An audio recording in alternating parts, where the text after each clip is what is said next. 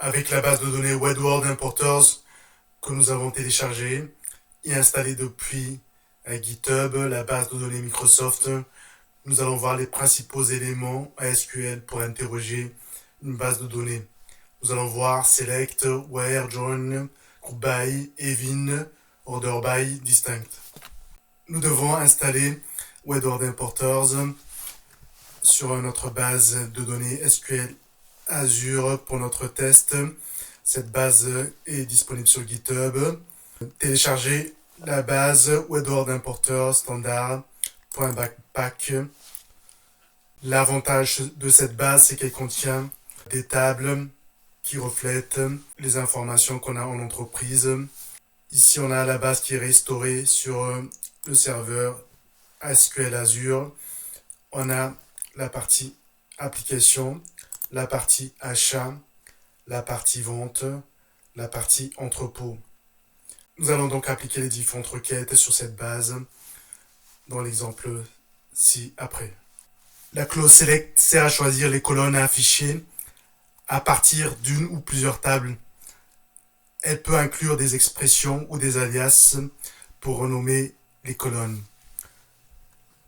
L'exemple ci-dessous récupère les informations de nom et de numéro de téléphone des clients depuis la table sales.customer. Nous allons exécuter la requête sur notre base WebWorld Importers.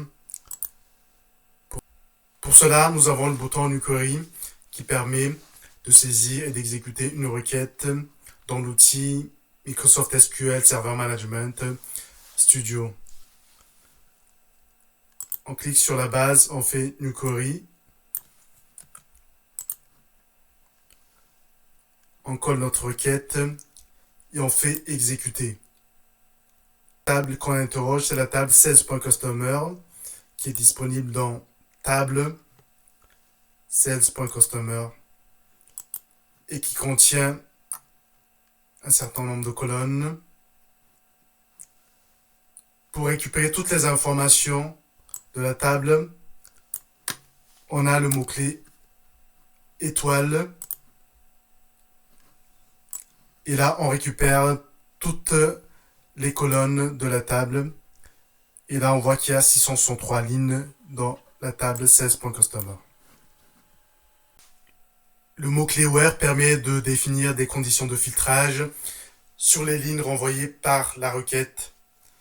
Seules les lignes satisfaisant là où les conditions sont retournées. Ici, dans notre requête, on récupère les clients qui ont une date d'ouverture supérieure ou égale au 1er janvier 2013.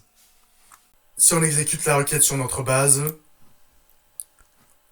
on a 663 lignes qui ont une date d'ouverture supérieure ou égale au 1er janvier 2013. Ici, on peut appliquer différents opérateurs supérieurs. 61 lignes qui satisfaisent la condition. Inférieure. Ici, on n'a aucune ligne qui satisfait la condition définie ici. La cloche jaune permet de combiner des données provenant de deux tables liées par une colonne commune. Ici, on joint 16.customer et 16.order sur le champ customer ID. Si on exécute la requête sur notre base de données, donc on a le nom du client, la date de commande et la date de livraison. Les informations de commande et de livraison sont stockées dans la table order. Ceci permet donc de structurer les informations. On a les informations de client dans 16.customer et les informations de commande dans 16.order. Et InnerJoin permet de faire les liens entre les deux tables à l'aide de l'identifiant du client qui est défini dans Customer, la table des clients, également dans Order, la table des commandes. Ici, on définit également des alias pour renommer les tables, pour simplifier la saisie des colonnes par la suite. La clause group by sert à regrouper les lignes selon une ou plusieurs colonnes. Elle est utilisée avec des fonctions d'agrégation, somme, compte, AVG, pour calculer les totaux ou moyennes par groupe. Dans l'exemple ci-dessous, on récupère le nom du client et le nombre de commandes pour chaque client. À l'aide du mot-clé group by, nom du client, on définit dans le select count qui permet de compter le nombre de commandes. Si on exécute la requête sur notre base, on a le nom du client et le nombre de commandes associées. La clause even filtre les résultats après application du group by et des agrégations. Contrairement à where qui filtre les lignes avant l'agrégation, even applique les conditions sur les groupes eux-mêmes. Ici, on a notre requête qui fait un group by et qui compte le nombre de commandes pour chaque client. On peut ensuite appliquer un even sur le résultat avec un filtre compte le nombre de commandes supérieur ou égal à 5.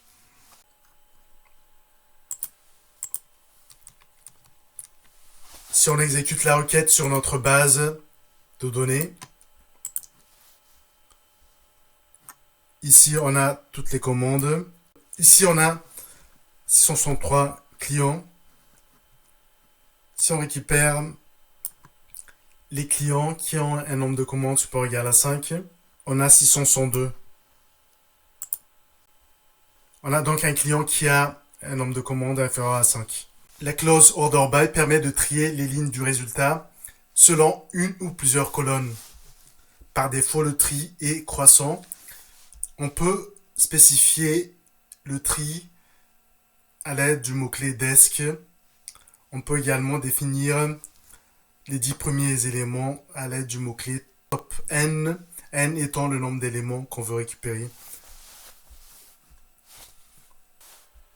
Si on exécute notre requête sur notre base de données, ici on fait un tri, nombre d'articles par prix recommandé.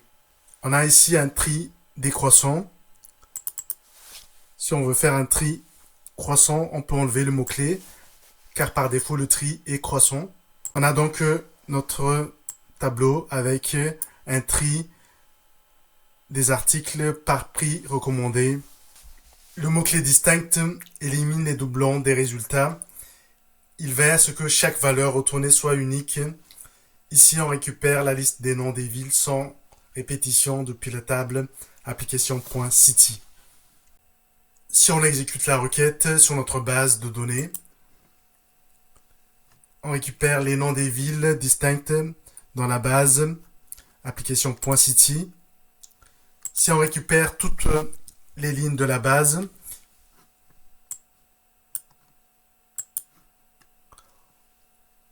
on voit qu'on a des villes avec des noms en double. Ici, on a 37 940 lignes.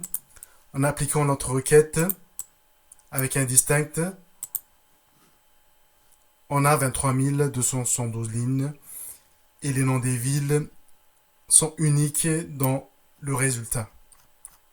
On a vu les principaux mots-clés en SQL qui permettent d'interroger une base de données et ainsi récupérer les informations par rapport à notre besoin.